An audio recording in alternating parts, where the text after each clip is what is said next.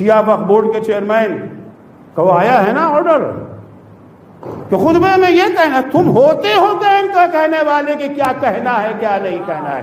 خطبہ وہ ہوگا جو امام رضا نے سکھایا ہے۔ جمعے کی شان کو سمجھے کہ نماز جمعہ ہے کیا، یہ جاہل آ کے ہمیں سکھائے گا کہ نماز جمعہ کیسے پڑھائی جائے گی۔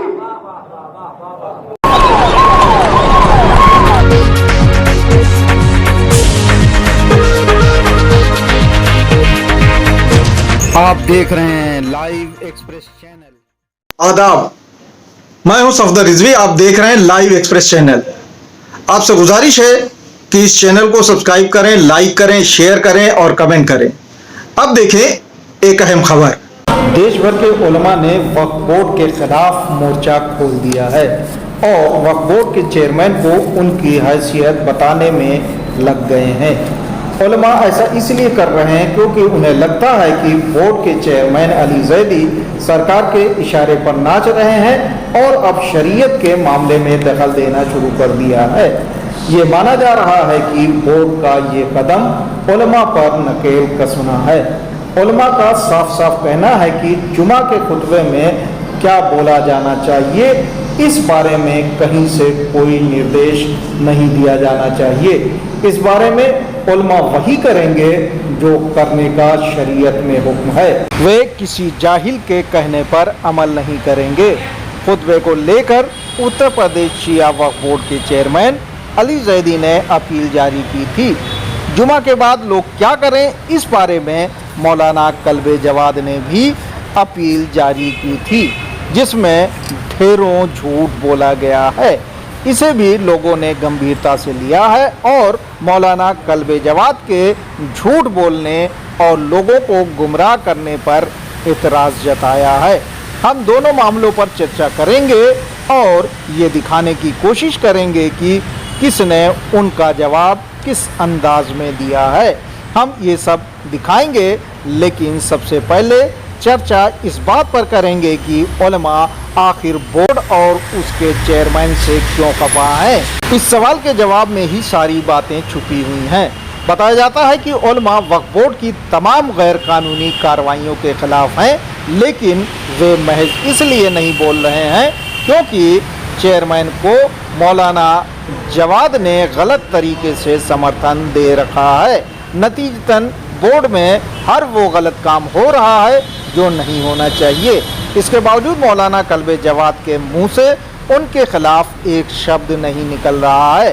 خود مولانا کلب جواد بھی ایسے بیان دے رہے ہیں جو قوم کو نقصان پہنچا رہے ہیں، لیکن علماء کی ایکتا کو لے کر وہ خاموش تھے۔ بتایا جاتا ہے کہ اب جب جمعہ کے خطبے کو لے کر علماء کا منہ بند کرانے کی کوشش کی جا رہی ہے تو علماء نہ صرف چیئرمین بلکہ مولانا جواد کے خلاف بھی اٹھ کھڑے ہوئے ہیں۔ دلی کے مولانا قاضی عسکری نے اسے گمبھیرتا سے لیا ہے۔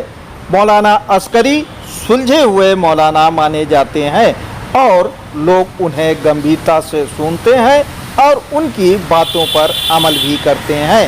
ان کی بات نہ صرف یہاں کے علماء مانتے ہیں بلکہ ان کی باتوں پر ایران کے طلباء و دوسرے علماء بھی سنجیدگی سے غور کرتے ہیں۔ ایسا مانا جاتا ہے کہ اگر وہ مولانا جواد کی حرکتوں کے خلاف ایران کے علماء سے شکایت کر دیں تو نہ صرف مولانا کلب جواد کو آیت اللہ خامنائی کے وکیل ہونے سے پدمکت ہونا پڑے گا بلکہ ان کے ایران جانے پر پابندی بھی لگ جائے گی۔ لیکن مولانا عسکری نے کبھی ایسا نہیں کیا۔ وہ ایک لمبے عرصے سے وقف جائیداد کو لوٹتے اور خرد برد ہوتے دیکھ رہے ہیں، پھر بھی وہ چپ رہے۔ لیکن جب شریعت کے معاملے میں دخل دیا گیا تو انہیں اپنی خاموشی توڑنی پڑی۔ انہوں نے کس طرح سے مولانا کلب جواد اور چیئرمین علی زیدی کا ویرودھ کیا، سنیں انہی کی زبانی۔ حیثیت کیا ہے؟ ہاں محمد عسکری اگر کہے تو آپ کہہ سکتے ہیں مولانا آپ کی بات ہمیں سمجھ میں نہیں آتی ہے، لیکن اللہ کا بیان کیا ہوا حکم تصور بھی یہ نہیں کیا جا سکتا۔ جو حرم علیہم الخبائث، اور نبی کام کیا کرتا ہے؟ ہاں، نبی کا کام فقط موعظہ کر دینا نہیں ہے، ممبر سے کہہ دینا نہیں کہ یہ حرام ہے، یہ حلال ہے، یہ اچھا ہے، یہ برا ہے۔ یہ وہ نبی نہیں ہے اس کے بارے میں کہا جائے کہ ملا کی دوڑ مسجد تک۔ اب تو مسجد بھی محدود ہو رہی ہے نا، آہستہ آہستہ۔ پہلے مولوی کو محدود کیا کہاں تک؟ مسجد تک لائے، بس مسجد کے آگے کچھ نہیں۔ اب مسجد بھی وہ گھسا ہے۔ اب کہتے ہیں مسجد میں بھی آپ خطبہ وہ دیں گے جو ہم کہیں گے۔ ابھی یو پی شیعہ وقف بورڈ کے چیئرمین کا وہ آیا ہے نا آرڈر کہ خطبے میں یہ کہنا، تم ہوتے ہو ان کا کہنے والے کہ کیا کہنا ہے کیا نہیں کہنا ہے۔ خطبہ وہ ہوگا جو امام رضا نے سکھایا ہے، جو امام رضا نے سکھایا ہے۔ جمعے کی شان کو سمجھے کہ نماز جمعہ ہے کیا؟ یہ جاہل آ کے ہمیں سکھائے گا کہ نماز جمعہ کیسے پڑھائی جائے گی؟ امام رضا علیہ السلام فرماتے ہیں کہ خطیب جمعہ کے لیے مستحب یہ ہے جب آئے تو کفن پہن کے آئے۔ دیکھا کہاں آپ لوگوں نے خطیب جمعہ؟ کفن پہن کے آئے۔ 8ویں امام فرماتے ہیں اسلحہ لے کر کے آئے۔ ہمارے یہاں خیر اسلحہ تبدیل ہو گیا ڈنڈے میں، اب ہر ایک کی ہمت کے بقر ہوتا ہے نا ہر چیز تو۔ اسلحہ لے کر کے آئے۔ امام فرماتے کفن علامت ہے اس بات کی کہ ہم حق کے لیے جان دینے کو تیار ہیں، البتہ عدل کے لیے، حق کے لیے، باطل کے لیے نہیں، اپنی اقتدار کی ہوس مٹانے کے لیے نہیں، اپنی حکومت کے دائرے کی توسیع کے لیے نہیں، الیکشن جیتنے کے لیے نہیں، قیام حق کے لیے۔ خطبہ کیوں ضروری ہے اس پر بولتے ہوئے مولانا عسکری نے کیا کہا، سنیں۔ امام رضا فرماتے ہیں دو خطبہ کیوں رکھا گیا؟ کہ دو خطبہ رکھا گیا ہے تاکہ خطیب جمعہ ایک خطبے میں لوگوں کو حق اور تقوی کی دعوت دے، اچھائی کی دعوت دے، برائی سے روکے۔ وہی کام جو پیغمبر کرتے تھے، یامرھم بالمعروف ونہی۔ دوسرا خطبہ کاہے کے لیے ہے؟ عالم اسلام کو پیش آنے والی مشکلات کا تذکرہ کرے، سازشوں پر سے پردہ اٹھائے کہ کیا کیا سازش ہو رہی ہے، کن خطرات میں ہم گھرے ہوئے ہیں، بیدار کرے لوگوں کو، مشکلوں کا حل پیش کرے خطبے میں۔ اب کہنا جی وہ خطبہ جمعہ میں وہاں ایسی کوئی بات نہ کہی جائے جس سے امن میں خطرہ۔ کون کہتا ہے بھائی جس سے امن میں خطرہ ہو؟ آخر کوئی بات کہی تبھی تو جاتی ہے نا، کچھ ہو۔ کون سا ایسا جمعہ آپ نے دیکھا ہے کہ جہاں کے اوپر امن کے خلاف باتیں ہو رہی ہیں؟ بنا نام لیے مولانا عسکری نے قلب جماعت کو کیا کیا کہا، سنیں۔ مسجد میں نماز کے علاوہ کوئی جلسہ نہیں ہوگا، کوئی اجتماع نہیں، یعنی مجلس بند اس کو جو ہم لوگ کر رہے ہیں۔ خیر آپ کے آرڈر نہیں آیا ہے، یہ آرڈر یہ جو ہے یو پی کا ہے، یو پی وقف بورڈ کے چیئرمین نے دیا۔ ہو سکتا ہے ان کو دیکھتے دیکھتے یہ جو ہے بہار کا چیئرمین بھی جو ہے بول اٹھے۔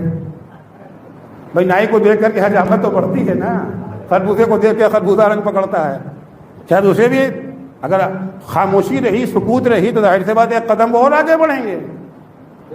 کدھر کوئی نہیں ہو سکتا، مجلسیں نہیں ہو سکتی، محفلیں نہیں ہو سکتی، نماز بس نماز۔ مسجد کس نے کہا کہ مسجد فقط نماز کی جگہ ہے؟ سب سے پہلی مسجد جو پیغمبر اسلام صلی اللہ علیہ وآلہ وسلم نے بنائی تھی، بتاؤ مسجد پیغمبر میں کیا فقط نماز ہوتی تھی؟ قضاوت وہیں پر ہوا کرتی تھی، تعلیم کا نظام وہیں پر تھا، جنگی حکمت عملی وہیں پہ چلتی تھی، وفود سے ملاقات پیغمبر اسی مسجد میں۔ زندگی کا کون سا ایسا شعبہ تھا جو مسجد جس سے خالی تھی؟ مسجد عمارت کا نام نہیں ہے، مسجد بلڈنگ کا نام نہیں ہے۔ پیغمبر کی وہ سادہ مسجد جس پر چھپر پڑا ہوا تھا، پہلے تو چھپر بھی نہیں تھا، اس مسجد سے دنیا لرزتی تھی۔ آج مدینے کی کتنی شاندار مسجد بن گئی ہے، مگر بے روح مسجد ہے۔ جمعہ کے خطبے کو لے کر اپیل صرف وقف بورڈ کے چیئرمین علی زیدی ہی نے نہیں کی، بلکہ اسے لے کر مولانا قلب جواد نے بھی اپیل کی اور نپور شرما کے خلاف ہوئی کارروائیوں کے بارے میں جھوٹ بولا۔ سنیں انہی کی زبانی۔ جمعے کے سلسلے میں میری اپیل ہے کہ نماز جمعہ ادا کر کے انتہائی پرامن طریقے سے ہمارے بھائی مسلمان ہیں وہ اپنے اپنے گھروں کو واپس جائیں، کسی قسم کی نعرے بازی نہ کریں، کسی قسم کا شور شرابہ نہ ہو، کیونکہ جو रसूलुल्लाह सल्लल्लाहु अलैहि वसल्लम तौहीद के सिलसिले में हमारे बुजुर्गों ने मुकदमा दायर किया है और हमें उम्मीद है कि इंशाअल्लाह से कामयाबी मिलेगी। हुकूमत की तरफ से मुकदमा दायर है और इंशाअल्लाह उस औरत को यकीन जो है वो सज़ा मिलेगी, लेकिन हमको पुराना रहना है सिलसिले में। ये हमारी पूरी आफत तमाम हालात भरपूर होती है। बहरहाल हालात को देखते हुए तमाम देशवासियों को ऐसा रास्ता अपनाना चाहिए जिससे देश में शांति स्थापित हो और शरीयत की भी खिलाफ वर्जी नहीं हो। नुपुर शर्मा के मामले में भारतीय जनता पार्टी ने तो पार्टी से हटाकर ज़रूर कार्रवाई की है, लेकिन अब तक सरकार ने कोई कार्रवाई नहीं की है। ऐसे में मौलाना कल्बे जवाद का ये कहना कि सरकार ने मुकदमा किया है गलत है और झूठा बयान है। लोग नहीं चाहते कि उनका कोई आलिम दीन इस तरह का सफ़ेद झूठ बोले, क्योंकि इस तरह के सफ़ेद झूठ बोलने पर सरकार की तरफ से कोई दबाव नहीं दिख रहा है। सामाजिक कार्यकर्ता ज़मीर नकवी ने मौलाना कल्बे जवाद से सवाल किया है कि उन्होंने इस तरह का सफ़ेद झूठ क्यों बोला और देशवासियों को गुमराह क्यों किया कि नुपुर शर्मा के खिलाफ सरकार ने मुकदमा दर्ज कराया है या कार्रवाई की है, जबकि इस तरह की कोई कार्रवाई अभी तक अमल में नहीं आई है। आपसे गुजारिश है कि इस चैनल को सब्सक्राइब करें, लाइक करें, शेयर करें और कमेंट